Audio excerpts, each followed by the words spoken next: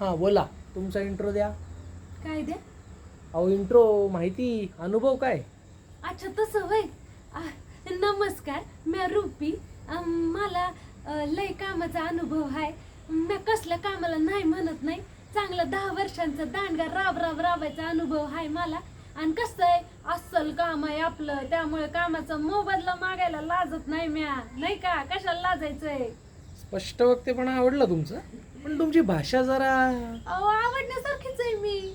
आणि भाषेचं काय हो, गावात ना आली ना मी, तरी बी या सिटीमध्ये ऍडजस्ट व्हायला मला फार कष्ट करायला लागलेत. आणि जसं गाव तसं भाव. आय टीमध्ये नवीन आहात का तुम्ही? आय टी मध्ये नवीन? कायमच आय टीत असते मी. कामाला बाहेर पडल्यापासून माझ्यासारखी आईट नाही कोणाची. काय? बरं बरं, जावा कोडिंग जमतं ना सगळं? जावांमध्ये कोडी घालण्यात तर माझी मास्टरी आहे.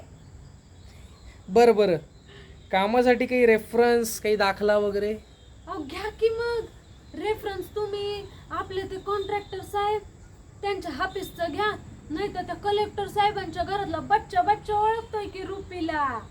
पुरे पुरे पुरे, इतके रेफरन्स फार होतील. हम्म. तुमचे बाकीचे काही कागदपत्र? आता बघा, आधार कार्ड पासून रेशन कार्ड पर्यंत फाईलच बनवली आहे मी. खूपच प्रॉमिसिंग आहे सगळं.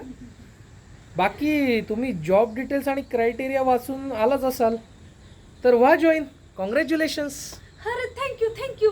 आता हे बघा, माझं झालंच आहे काम, तर मी पण स्पष्टच बोलून टाकते. म्हणजे बघा, दिवसभरात सकाळ संध्याकाळ चहाचे 20 एक कप तरी होतीलच.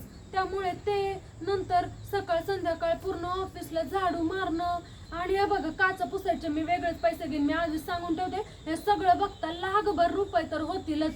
काय? अहो बाई, तुम्ही इथे आय टी जॉब इंटरव्ह्यूसाठी आलाय ना? आय टी तर चालले, पण कामवाली म्हणून.